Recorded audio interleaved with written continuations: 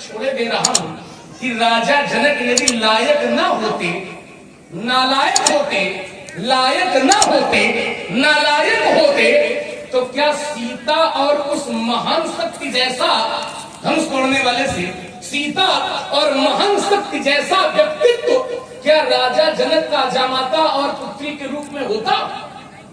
और यदि वो महान शक्ति राजा जनक के सामने जामाता के रूप में प्रस्तुत है, तो आप लोग ईमानदारी से बताओ कि जनक लायक हुए कि नालायक हुए? चक्कर में बड़ो, मंदिर में घंटा बजाओ, इसका खेल नहीं है। आनंद आया, बहुत अच्छा लगा। और एक बात बड़ी अच्छी लगी, और आ गए नंदू सैनी उनकी तो हमने कहा ये बात बिल्कुल ठीक है। क्यों? जितना लखनलाल की इच्छे बोलोगे उतना ही ज्यादा हमारा क्रोध प्रचंड होगा, और जितना ही हमारा क्रोध प्रचंड होगा उतनी ही जल्दी लक्ष्मण का राम नाम सत्य होगा। बड़ी अच्छी बात हमको समझा रहे हैं, आप लोगों से कह रहे हैं कि ईमानदारी से बताओ कि राजा जनक लायक है कि नहीं है? ईमानदारी से बताओ। ये ईमानदार, इसका अर्थ ये है क्या इसके पहले लोगों ने बेईमानी से बताया? जो आज तुम्हें ईमानदारी से बता दे, ये ईमानदार, इनका परिवार ईमानदार, तुम बेईमान, तुम्हारे बाप बेईमान। बाप तक महाराज न पहुंचे, हम सब तक जाएंगे। बाप तक नहीं, लड़ाई हो जाए, लड़ाई कोई चिंता नहीं, बाप तक नहीं। हमसे कह रहा है ईमानदारी से बता दो तुम कितने बड़े ईमानदार? तुम बेईमान, तुम्हारे पिता बेईमान। जिस समय राजा जनक के यहाँ महामुनि विश्वामित्र जी पहुंचे और महामुनि विश्वामित्र जी से तुम्हारे पिता ने कहा कि ये अरे यही कारण आज तुम्हारा और काहू तो करते नल्ला मारा। आपका आगमन क्यों हुआ? आप जो कहोगे मैं वही कर दूंगा। ये बात तुम्हारे पिताश्री ने कही। महामुनि विश्वामित्र ने बड़े सहज भाव से कह दिया। क्या कहा कि ये अनुज समेत देव रघु नाथा 19 चरपति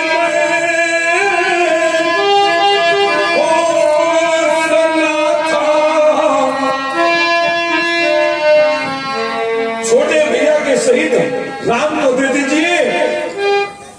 और जैसे ही तुम्हारे पिता ने सुना, कलेजा कांप गया, कलेजा कांप गया। अरे सुनी राजा अति अति पानी हृदय कंपो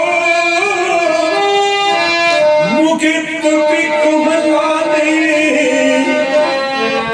हृदय कांप गया और साफ मना कर दिया। क्या कि सब सुत प्रिय मोहि प्राण की लाई और राम ते तो नहीं बनत गुसाई। वाह! और ये आ गए दशरथ ने कहा कि जो कहोगे वही करूंगा। और जब विश्वामित्र ने कह दिया तो बोले नहीं, परत देते नहीं बनता। तो पहले कोई व्यक्ति कहे कि जो तुम कहोगे मैं वही करूंगा, और कहने वाला कह दे और फिर वचन देने वाला पीछे हट जाए, तो ये ईमानदारी है कि बेईमानी है? ये ईमानदारी है कि बेईमानी? पहले कोई आप ही है। आप हमसे कहें कि आप जो मांगोगे दे दूंगा, और मैं कह दूं ये दे दो, और बाद में पीछे हट जाओ, बोले बनता नहीं है। तो इसका क्या अर्थ हुआ कि तुम हो बेईमान।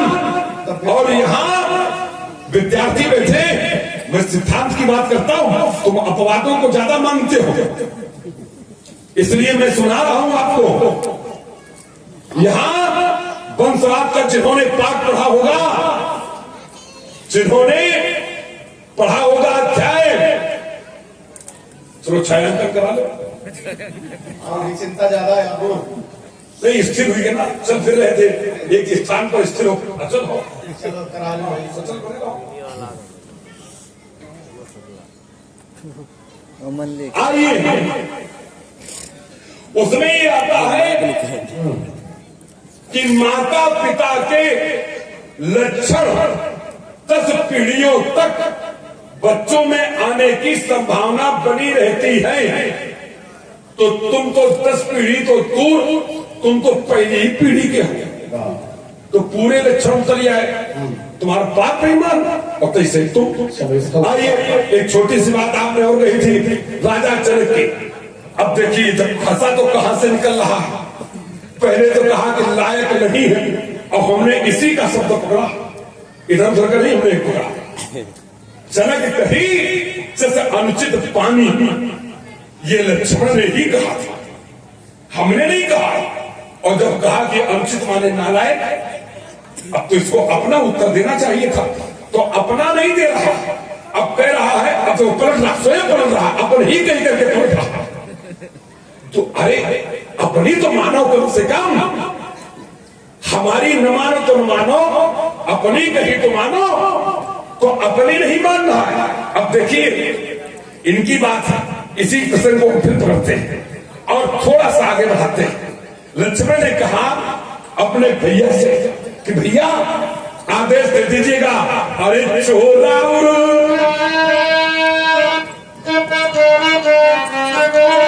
अरे चोरा अच्छा है बहुत सुंदर। और ये आ रहे गुड्डू शुक्ला परम तो कंद ब्रह्मांड उठाओ। आपने अपने भैया से कहा कि भैया आदेश दे दो। एक प्रार्थना पत्र लगाया लक्ष्मण ने कि भैया आदेश कराओ, हम सारा का सारा ब्रह्मांड गेंद कन्दुक की भांत हम उठा लेंगे। आपने कहा वो हम उठा लेंगे, लेकिन भैया शांत बैठे रहे। एक बात ये बता देना आवश्यक है कि जिस समय बंदी जनों ने घोषणा की थी तो ये कहा था कि सोई पुरारी कठोरा और राज समाज आज जही तोरा हाथ त्रिभुवन जय समेत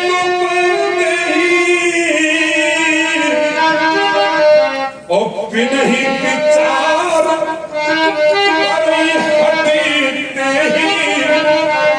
ये बंदी जनों ने कहा कि जो भी धनुष तोड़ेगा बिना विचारे उसके साथ सीता वर्ण करेगी, चरमांक नहीं मिलाई जाएगी। गुण मिले और चाहे भार मचा, प्रकूट मिले और चाहे न मिले, नारी मिले और चाहे सत्यानाश हो जाए, जात का हो चाहे कुजात का हो, बड़ा हो चाहे छोटा हो, बिना विचार, बिना विचारे वर्ण कर दिया जाएगा। यह घोषणा थी और तुमने कहा कि भैया आदेश करो, हम गेंद की तरह ब्रह्मांड उठाएंगे। एक ब्रह्मांड में 14 कोण थे, भू भा स्वा मा जना तपा सब 7 ऊपर।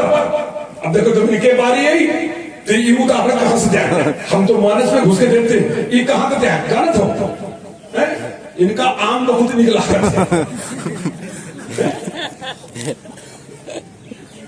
एक नया नियम बनाना चाहिए, हाँ एक नया संविधान निकालना चाहिए, ठीक है ना। एक नया संविधान अलग अलग तरीके से। हमने तो यही जाना अब तक जितने भी जांच अधिकारी हैं कि अमुक व्यक्ति ने आम देखा, अमुक व्यक्ति ने फिर तोड़ा, अमुक ने ही खाया और अमुक को ही न्यायाधीश ने दंड दे दिया। अब ऐसे नहीं लिखा जाएगा, आज के बाद लिखा जाएगा अमुक व्यक्ति के अमुक ने किया अमुक ने खाया, अमुक व्यक्ति के अमुक ने ये किया, अब इसलिए इन सबको छोड़ करके अमुक व्यक्ति के अमुक अंग को दंड दिया जाए, ये नियम निकलेगा। ऐसी विवेचना होगी। अब तो विवेचना कार्य को तुम्हारी दृष्टि से सोचना पड़ेगा एक बार। चलिए, तो जब ये ब्रह्मांड उठेगा तो ये धरती भी उठेगी, 14 भुवन उठेगी तो धरती उठेगी, धरती उठेगी तो ये मिथिला भी उठेगी, अयोध्या भी उठेगी, तुम्हारा ननिहाल मगध उठेगा, केके प्रांत उठेगा, काशी भी उठेगा, विदर्भ भी उठेगा, सब उठेंगे। और तुम करोगे क्या? ये धनुष भी उठेगा। काटे घर जिमदारों खोरी, कच्चे घड़े के समान इसको फोड़ दोगे, तुम्हारे बाप को तो हड़ोगे ढूंढे नहीं मिलेंगे, कहां चले गए? अस्थि विसर्जन के लिए तुम तरसोगे। हाँ, और धनुष के 1000 खंड हो जाएंगे, और धनुष जब टूट जाएगा तो तुमने भरी सभा में जाना था, सुना था कि जिसके साथ विवाह होगा वो वही होगा जो धनुष को तोड़ देगा। और भैया से तुम आदेश मांग रहे हो, और भैया सोच रहे बैठे बैठे कि हमने लक्ष्मण को आदेश दिया नहीं, कि इसने ब्रह्मांड उठाया नहीं, और कच्चे घड़े के समान छोड़ा नहीं, कि ये धनुष 1000 टुकड़ों में परिवर्तित हुआ नहीं, कि समझो हमारा पत्ता साफ हुआ। तो भैया बोले मर जाओ, उसके आदेश नहीं देंगे। शांत बने बैठे रहे। तो तुम्हें खुद समझ लेना चाहिए कि राजा जनक कितने लायक है, और तुम जो अपनी प्रस्तुति उत्पन्न कर रहे हो तुम कितने लायक हो।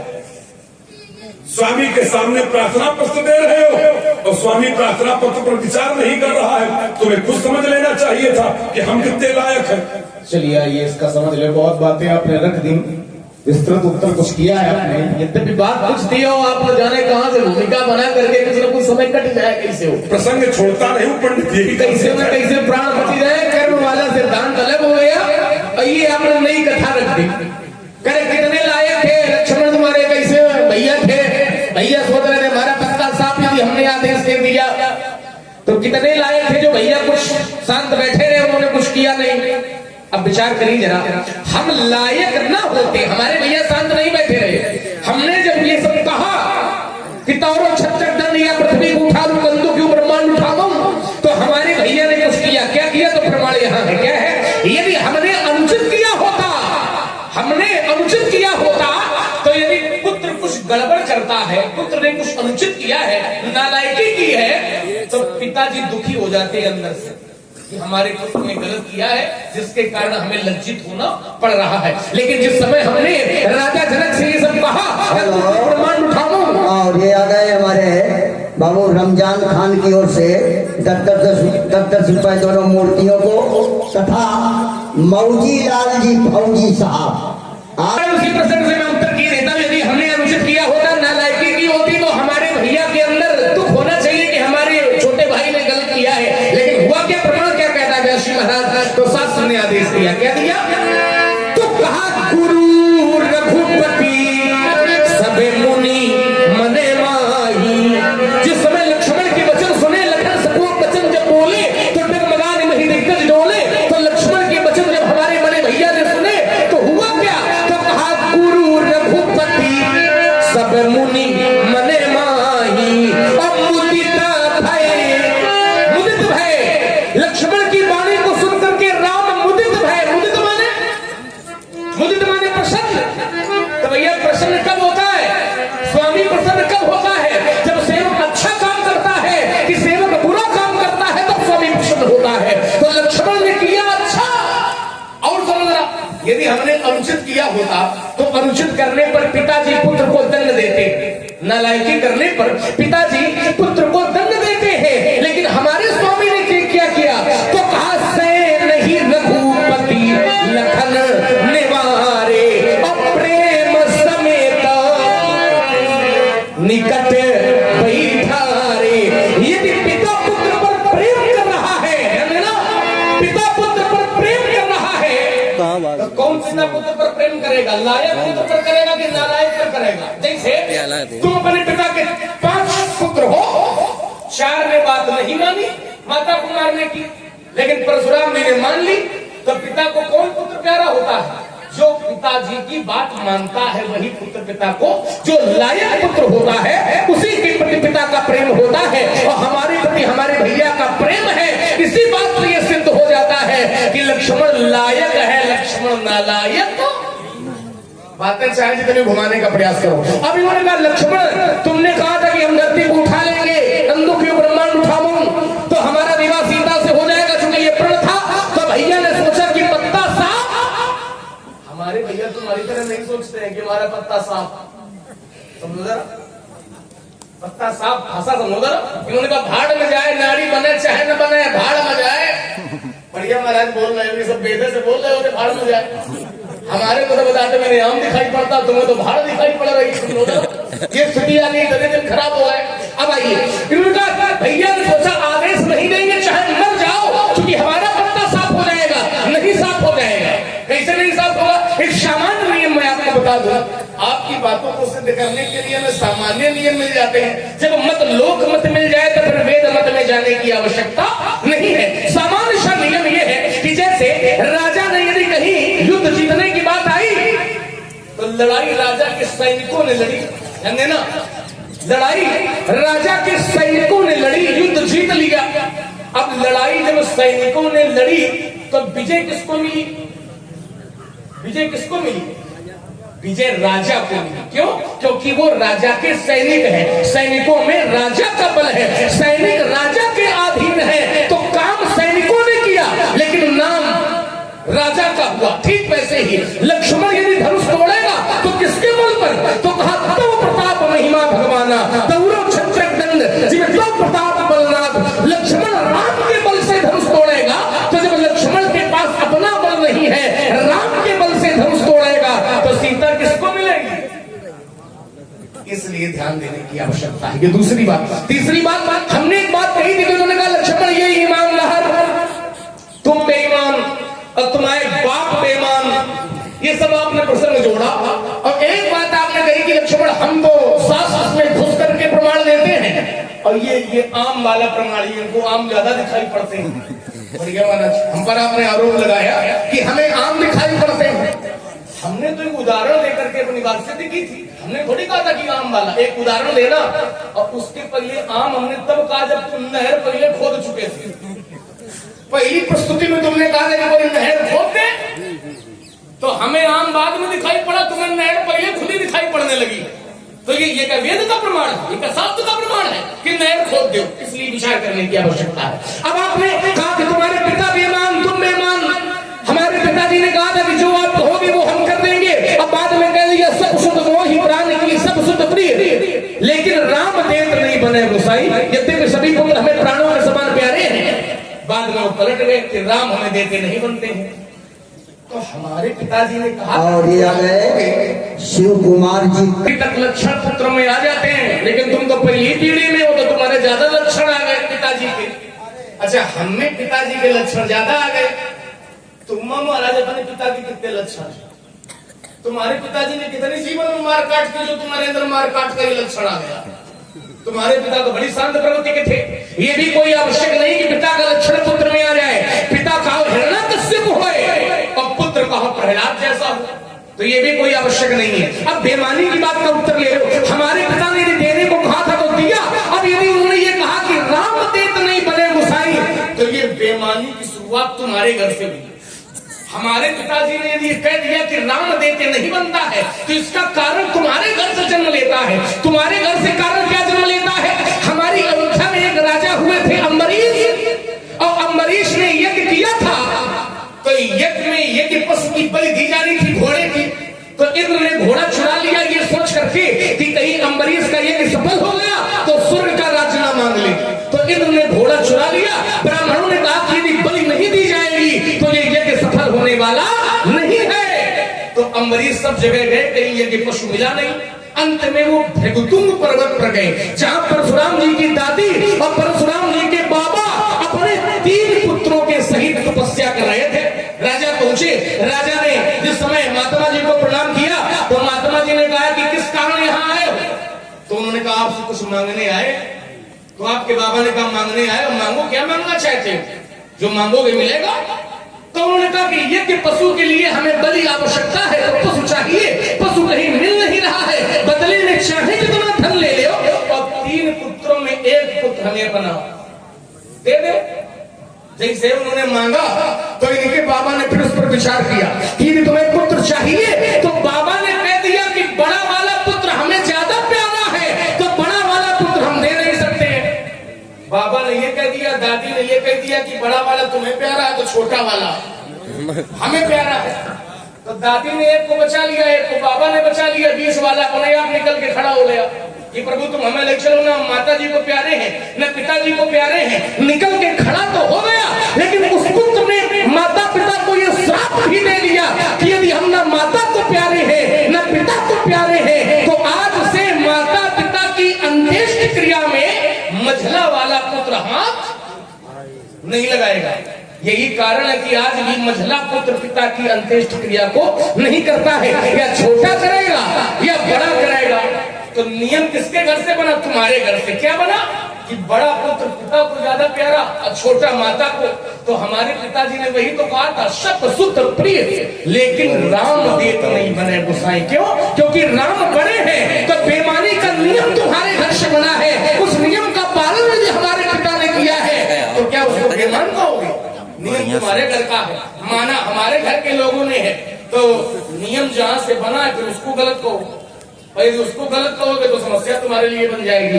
इसलिए ये सब बातें हमें न बताओ, उल्टी सीधी बातें करके जो अपनी दुर्दशा कराओगे और ज्यादा अंठोगे परशुराम तो आज धूल चाट। हमने धूल चारे, तुम हमका बेटा, तुम हो रात की ढेरी और तुम्हें चित्रकली में हमका लगी है कितनी। अच्छा और आ गए मयंक त्रिपाठी, यूट्यूबर यही लिखा है ना, यूट्यूब पर लिखा दे रहे हैं। सिया के राम चैनल आपकी ओर से 50 रुपए इसी संवाद भेंट है तथा शिवपाल कश्यप। बड़ी मेरे वंश की कथा नहीं है, ये अजीकृत के पुत्र थे। राजा हरिश्चंद्र को जब यज्ञ के लिए बल की आवश्यकता थी तब ये हमारे वंश के नहीं थे, ये सब भागवत के पुराण के वक्ता बैठे सब जानते होंगे अच्छे तरीके से। ये अजीकृत के पुत्र थे और अजीकृत का जो मझला बेटा था वो गया, अब नाम हम तुम बताएंगे जब तुम हमसे पूछोगे, अब थोड़ा हम बिता देंगे इसको। कुमार लक्ष्मण एक बात बड़ी अच्छी है, चलिए मैं कथानकों पर विश्वास कम करता हूं, इसलिए कि संवाद में सूत्र शैली की आवश्यकता होती है। जैसे तुमने कहा कि आप हो और आपके ऊपर अपने पिता के कितने लक्षण आ गए। हमने अपने पिता के प्रति जो कृत्य प्रस्तुत किया है उसके लिए कहीं जाने की आवश्यकता नहीं। अनुचित तुम्हारे गुरुदेव का वक्तव्य है, वशिष्ठ जी का, अनुचित उचित विचार तजी जे पालई पितु बैन और ते भाजन सुख सुयस के बसई अमरपति। हमने जो कृत्य अपने पिता के प्रति किया है उससे हमारी कोट स्वर्ग जैसे पद पर भी आरक्षित होने के लिए पर्याप्त है। इसलिए हमारे पिता के प्रति जो दायित्व है उसका हमने संपूर्ण निर्वहन किया है। और मार काट ये जो कुछ भी मैं कर रहा हूँ ये अपने कारण से नहीं, इसमें तुम्हारे जैसे वंश की क्षत्राणियों का योगदान है। मेरे पूज्य पिता श्री ऋषि का पाणी ग्रहण संस्कार सत्यवती के साथ हुआ। सत्यवती महा ऋषि विश्वामित्र की अग्रजा बड़ी बहन थी। सत्यवती का पाणी ग्रहण संस्कार हुआ। सत्यवती के कोई भाई नहीं था, तो सत्यवती की मां ने कहा कि तुम्हारे जो पति है ये मंत्र दुष्टा ऋषि है, तुम तो चलो घड़े सिद्ध करा लाओ, एक अपने लिए और एक हमारे लिए। हमारे पिता ने तो घड़े सिद्ध कर दिए। दादी हमारी सत्यवती जी मायके लेकर के गई और मां से बताया कि एक घड़ा हमारे लिए और एक घड़ा तुम्हारे लिए।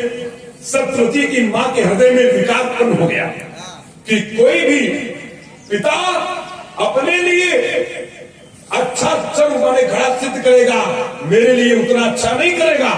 तो जो सत्यवती की मां को पीना था वो सत्यवती ने पिया, अर्थात मेरी दादी ने, और जो मेरी दादी को पीना था वो मेरी दादी की मां ने पाप कर दिया। ये छल किया, ये चोरी की, ये बेईमानी की। बात पढ़ाते हो ईमानदारी का और करते खुद बेईमानी हो। और जब ये कार्य हुआ और सत्यवती की मां ने सत्यवती को बताया तो सत्यवती ने मेरे बाबा ऋषिक को बताई। तो बाबा ऋषिक ने कहा ये तूने अनर्थ कर दिया, ये अनर्थ हो गया। अब जो तुम्हारे बेटा पैदा होगा ब्राह्मण घर में होगा, लेकिन काम सब क्षत्रियों के मारकाट वाले करेगा।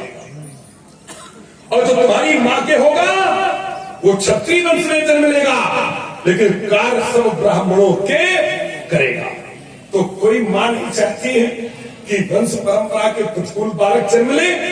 तो मां ने हृदय से अर्थात दादी ने बाबा से प्रार्थना की। बाबा ने कहा मंत्र शक्ति निष्फल नहीं हो सकती, हम इतना कर सकते हैं कि पुत्र नहीं होगा लेकिन पौत्र अवश्य होगा। तो पुत्र के रूप में जमदग्नि जी का जन्म हुआ और पौत्र के रूप में इस परशुराम का जन्म हुआ। और सत्यवती के मां के जो बेटा पैदा हुआ वो क्षत्रिय वंश में उसका नाम विश्वरथ रखा गया। और आगे चल करके वही विश्वामित्र कहलाने के योग बने, क्षत्रिय वंश में जन्मे और जन्म लेकर के ब्राह्मण बनने का गौरव प्राप्त किया। हम ब्राह्मण वंश में जन्मे लेकिन क्षत्रिय धर्म को हमें स्वीकार करना पड़ा। ये किस कारण से हुआ? क्षत्राणी के बेईमानी करने से। जैसे तुम कह रहे हो वैसे ऐसे थोड़ी सब लोग जान जाएंगे, मान जाएंगे। ऐसे नहीं। अब ये कथा तुमने सुनाई कि नहीं सुनाई कथा? हम कथा सुना रहे हैं तो समस्या है। समस्या नहीं, हमारी कथा नहीं सुनाई। हमारी समस्या नहीं, समस्या तुम पैदा करते हो, समस्या तुम पैदा करते हो। तुमने कथा न सुनाई होती तो मैं शंकर की सौगंध खाता हूँ कि मैं कथा न सुनाता। मतलब ये गलती तुम्हारी गलती से।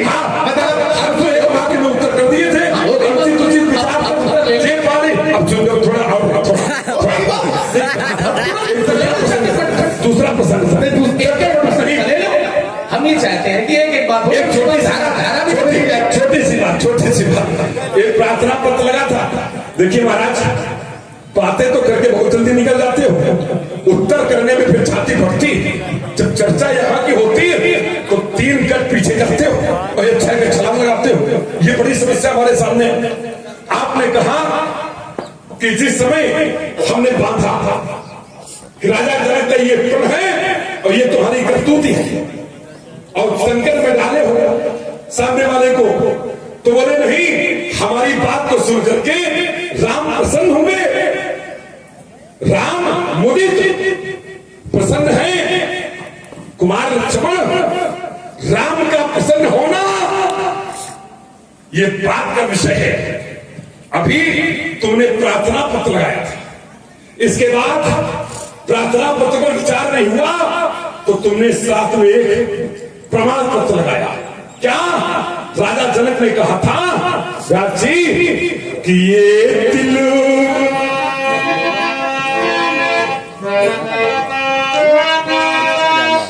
ये रहे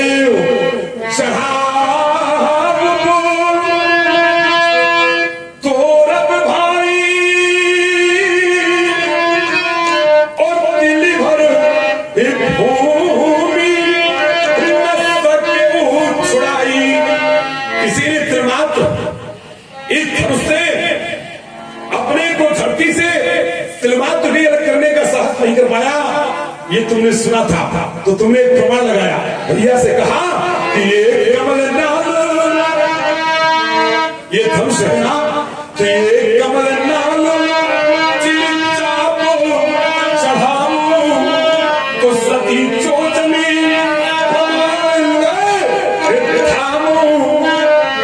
ये धनुष मैं चढ़ा सकता हूं कमल के दंड के समान। और एक नहीं, 2 नहीं, 3 नहीं, 7 योजन 4 कोस का होता है। बोले 400 कोस इसे हम लेकर के जा सकते हैं। प्रार्थना पत्र में विचार नहीं हुआ तो तुमने प्रमाण पत्र लगाया। विडंबना ये कि प्रमाण पत्र लगाने के बाद भी कोई विचार नहीं किया गया। तब तुमने सोचा कि अब क्या करें। तब प्रमाण पत्र के बाद तुमने हलफनामा लगाया। हलफनामा क्या होती है इसकी हिंदी? शपथ पत्र। तुमने शपथ पत्र लगाया और कहा कि ये तोरो छत्र के तहल जीवो। बोले साफ ही साफ कहो, बात बनेगी नहीं। अरे तोरो छत्र के तहल जीवो तब नाथ और चोल करो प्रभु पद समझ तुनी न थरो धनभात प्रभु पद समझ। सौगंध खाई तुमने, शपथ पत्र लगाया, लेकिन राम तस से मस नहीं हुए। अब तुमने अपने बचने का प्रमाण लगाया। क्या कि हमारी बात को सुन करके मुदित माने प्रसन्न है। अब देखिए तट की धरती तो खेल तो पंडित में दिखाऊंगा अपना बुद्धि का चातुर। कहा मुदित प्रसन्न हुए, संचालक महोदय राम प्रसन्न हुए। प्रसन्नता ये क्या है राम की? माया हास बाउद पाला। राम का हंसना, प्रसन्न होना, ये उनकी माया है। और माया क्या है? एक दुष्ट अतिशय रूपा। तो तुम्हारी प्रसन्नता राम की माया, और माया एक दुष्ट अतिशय दुख रूप है। ये दुख रूप है जिसे तुम प्रसन्नता की शक्ति का गुणानुवाद कर रहे हो, ये दुख रूप है। अब आइए, राम के पद से टूटता तुम तोड़ देते, ये तुमने स्वीकारा। और टूटता कैसे? राम के पद से। तो इनसे पूछ रहे हो और तो ऐसे ही ठाड़ है। बोले हाँ हमसे तो आए, सुन लो, हम सब पद के लिए कथा बोलने कर दो। ये आगे बात करो तो सूत्र शैली में तुम्हें कोई नहीं करिए। हमको सुनाम क्या करें? थोड़ी थोड़ी चिकनाई भी। आखिरी बात एक चौकबल संचालक मौली तिवारी, मैंने कहा थोड़ा चुपड़ा। मौली तिवारी की ओर से 50-50 रुपए लक्ष्मण परशुराम जी के लिए, शिव शंकर जी की ओर से कौशिक ही प्रणाम। और कहा कि प्रभु प्रसाद भंजे उत्थम रामा। जनक ने विश्वामित्र को प्रणाम किया और कहा कि हे प्रभु, आपकी कृपा से धनुष टूटा है। और जब कृपा होती है तो बल भी होता है, प्रताप भी होता है, संपत्ति भी होती है, समर्पण भी होता है। तो विश्वामित्र की कृपा से धनुष टूटा था तो जय भारत। तो फिर अब हम थोड़ी तो तुम लगा रहे हैं, लगा नहीं रहे हैं तो लगा रहे। और जो भले हाई नहीं तो लगाइए होगा। समय काटो, आप सुनो, देखो समय काटो। समय कौन काट रहा हो? इतना नहीं बोलोगे, इतना काट रहा है, सब लोग जान रहे हैं, समझ रहे हैं। पहले तो हमने जो कथा सुनाई, आपने सिरे से कह दिया कि लक्ष्मण कथा है और ये आ गए कैलाश की कथा है। भागवत के वक्ता बैठे हैं। देखिए, भागवत पढ़ोगे तो भागवत में अजीगर की कथा मिलेगी, लेकिन हमने जो कथा सुनाई वो भागवत की नहीं है, वो वाल्मीकि रामायण की कथा है। और वाल्मीकि रामायण ये कहती है कि अयोध्या में अम्बरीश नाम के राजा हुए। तस्मिन् काले तु अयोध्याधिपति महान अम्बरीश तो यष्टु संपच करने। तो एक हरि अनंत हरि कथा अनंता, और कहानी सुनाई बहुबिन सब। तो तुमने भागवत पढ़ी तो तुम्हें पता है कि अजीगर और हलफनामा ज्यादा पड़ेगा। वेद साहित्य पढ़ो तो पता चलेगी कहाँ की बात है, कहाँ की नहीं है। एक पुराण पढ़ लिया तो सोचते हैं ऐसे सब है। एक पुराण में कथा दूसरी है और एक पुराण में कथा दूसरी है। उसका प्रमाण हमने दिया। तो इन्होंने एक आरोप और हम पर लगाया कि तुम्हारे क्षत्रिय लोगों ने बेईमानी की, इसलिए हम ऐसे पैदा हो गए, दादी की कथा सुना दी। जैसे कि दादी की कथा सुनाओ तुम जो करो तुम सही है, तो हम पर आरोप लगाए लक्ष्मण तुमने सुनाई तो हमने भी सुनाया। अच्छा लक्ष्मण जो करेगा वो तुम भी करोगे? लक्ष्मण तो है लड़का, यदि लड़का गलती करेगा तो क्या मतलब पुलिखा भी गलती करेगा? लड़का कर सकता है चलो गलती की ये सुनाया, गलती की तुमने गलती की हमने स्वीकार लिया। सुन लो तब तुम ये कहोगे हमने ज्यादा बड़ी गलती की जो तुमने तो बता दिया। स्वीकारा बढ़िया, तुमने गलती की। हमारी गलती नहीं, हमने एक बात बताई। तुम हमारे वंश पर दोष लगा रहे हो कि क्षत्रिय लोगों ने बेईमानी की। तुम्हें तो ये कहना चाहिए कि लक्ष्मण क्षत्रिय न होते तो मेरी दादी न होती, और जब दादी न होती तो तुम पैदा न होते। भाई तुम्हारी दादी क्षत्रिय वंश की, तो हमारे क्षत्रिय वंश की कन्या न होती तो तुम पैदा ही न होते। चरु बनने की कथा तो बाद में होती, चरु बनने की कथा तो बाद में, जैसे तुमने कहा था। ठीक वैसे अब सुनो जरा, बेईमानी क्षत्रियों ने नहीं की वहां। परशुराम जी के बाबा ने चरु बनाया, ध्यान देना जरा। परशुराम जी के बाबा ने चरु बनाया, दो बनाए, एक अपनी पत्नी के लिए और एक अपनी पत्नी की माता जी के लिए बनाया। और इनकी दादी से ये कहा कि ये तुम खा लेना और ये अपनी माता को दे देना। ये बात परशुराम जी के बाबा ने कही। तो परशुराम जी की दादी ने अपनी माता जी के पास गई और माता जी से बातचीत हुई, तो माता जी ने कहा कि अपना वाला हमें दे दे, क्योंकि ज्यादा अच्छा है, हो सकता है, और हमारा वाला तुम खा ले। ये बेईमानी क्यों? सुन तो ले जरा, बेईमानी जिसका तो है अपना अपना ले। अरे रुको तो मेरी बात, जबरदस्ती समझाओगे? रुको तो बोले कि बेईमानी हुई किसने, किसने किया, गलती किसकी, समझ नहीं काट रहे हैं हम। आपकी दादी को चुन दिया गया, सुनोगे नहीं, बड़बड़ा रहे उसकी। तो दादी से माता जी ने कहा तो गलती यहाँ किसकी हुई? संसार का प्रत्येक व्यक्ति सिद्धांत ये कहता सुनर मुनि सबका यादी की स्वार्थ लाभ करे सब। संसार का प्रत्येक व्यक्ति चाहता कि हमें अच्छा मिल जाए, लेकिन गलती तुम्हारी दादी की थी।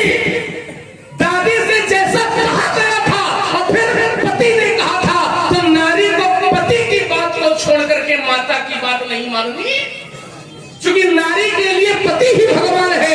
एक ही धर्म एक व्रत नेमा और काय वचन मन पति पद। तो जब पति ने कहा था तो पति के बात को नीचे करके अपनी माता की बात को एक वाक्य में सारी बात बीच में नहीं, अब बीच में नहीं, अब सुन लो पूरा बीच ले तेरे एक बहुत अच्छी बात हम बोलते हैं, हम कथा नहीं करेंगे और बर्बाद करेंगे कि माता की ये बहुत अच्छी बात है, बहुत मन हम भी रुक जाएंगे, हम भी रुक जाएंगे, हम भी रुक जाएंगे। सुन लो, माता की बात नहीं माननी चाहिए, पति की माननी चाहिए। हम एक सिद्धांत कर देते, नास्ति नास्ति मात समो कुरु, कुरु नास्ति मात समो, माता के समान कोई गुरु नहीं होता है। पति भगवान है, लेकिन गुरु भगवान से बढ़ करके है। गुरु ब्रह्मा गुरु विष्णु गुरु देवो महेश्वरा, और गुरु साक्षात परब्रह्म तस्मै श्री गुरुवे नमः। अब सिद्धांत अब देखो सिद्धांत ये तुम्हारा गड़बड़ है। कैसे समझो जरा, समझो। माता के समान कोई गुरु नहीं है, ये बात ठीक है, माता के समान कोई गुरु नहीं है, लेकिन किसके लिए? क्या नारी के लिए? सिद्धांत कहता कि पत्नी के लिए उसका पति ही गुरु है। पत्नी के लिए तुम कोई एक सिद्धांत ऐसा पढ़ देना जिससे ये प्रमाणित हो जाए कि पत्नी के लिए उसकी माता गुरु के समान है।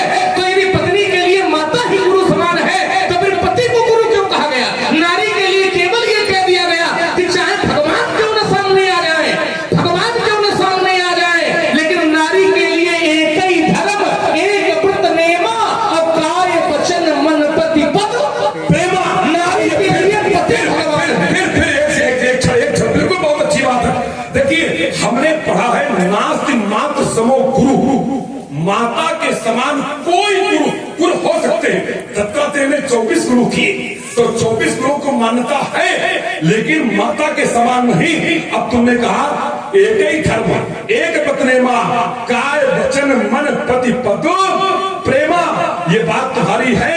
तो माँ पिता गुरु प्रभु के पानी और बिना विचार करी शुभ जानी, कोई विचार नहीं हो सकता। चलिए फिर बात को काटे दे रहे हैं। तुम कह रहे माता पिता गुरु प्रभु के बानी बिना विचार करी शुभ जानी। माता जी पिताजी गुरु जी की बात माननी चाहिए, लेकिन लगा है माता जी यदि भगवान के विरोध में आदेश दें, विरोध नहीं दिया, विरोध नहीं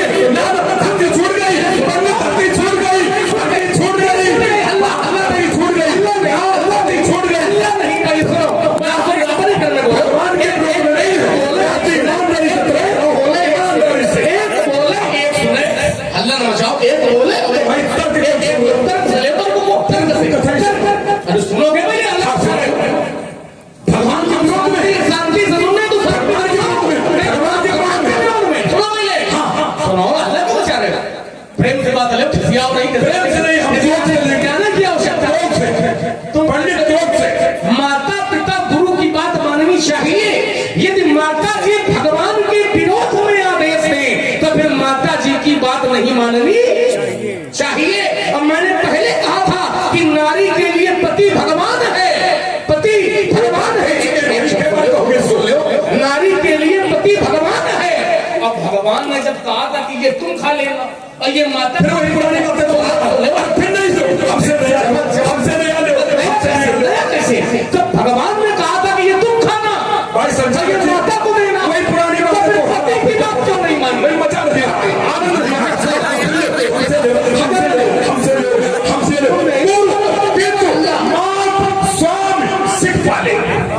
इससे क्या कहना? माता कहते पिता कहते कुरपित मात स्वाम सिख पाले और चलई गुमा कलम तोड़ दी आचार में चलई गुमा। माता कहते कि इस मार्ग पर चलो और आज्ञा सुनने वाला कुमार पर चलते तो ग्रंथ कहता है पग पलई न खा ले फिर भी वो पतित नहीं होता। फिर फिर देखो एक बात से उत्तर ले लो, तुम भी बना रहे हो ना, तुम कहते गुरु के दुमाद स्वामी शिव पाले चले हुकुम को बनाई रखा ले, माता देवी आदेश दे दे तो पालन कर लेना चाहिए, करना चाहिए। हम माता पिता के विरोध में नहीं है, लेकिन माता जी यदि भगवान के विरोध में आदेश दे, माता जी यदि ये कह दे फिर तुमसे माता जी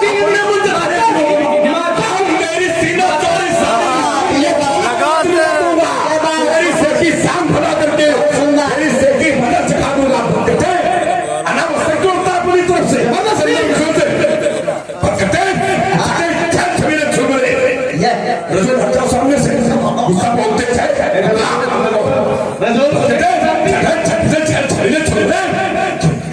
खाता है मेरे प्रभाव को जानकर भी पहले बात हमारी हो जाए उसके बाद हमें धारा आपको दे दें। उसी धारा में चलिए जब संकेत है उसी धारा में तो फिर मेरे मन में भी ये भाया है और देखूंगा किसकी मैया ने कितना दूध पिलाया है। हाँ शांत फिर लखनलाल अब शांत नहीं रह पाएगा और मिथिला से कह रही होनी तो युद्ध में छिड़ जाएगा, अग्नि करेगी सुरंग से प्यास बुझाएगी और लखनलाल की गोदनी में धर्मस्थ हो जाएगी। वो रवचंडी है ललकार रही, ये कहती स्वयं भगवती है और बाबा आज खुली चुनौती। मैंने भी हथानी है, मैंने भी सच ठानी है और साफ पता चल जाएगा कि इस दूध में कितना पानी है। हाथ गाड़ी से भागे पानी की सारी तरह सीट पड़ानी है, कहाँ कहानी कितना नहीं चिंतानी ये कहानी ठाम ठाम तोड़ी ठानी है। ये पटवास पर हो ठाम तोड़ी ये खो के भाइयों बहुत स्थानी है। कोसी के घमंड में आसाम ये प्रोग्राम की ध्यान वाली है, ध्यान वाली है, ध्यान वाली है।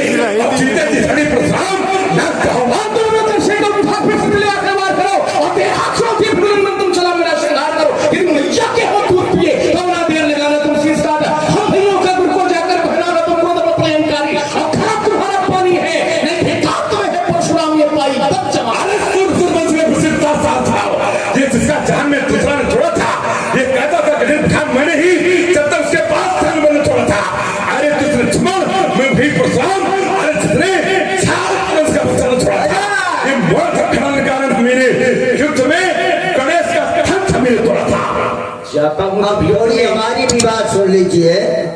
ये आ गए उमा शंकर जी प्रजापति। बातों से हम डरने वाले नहीं, तो तुम क्षत्रिय राजकुमार है। हमारा जीवन दर्शन एक मिठा एक शैली है। यदि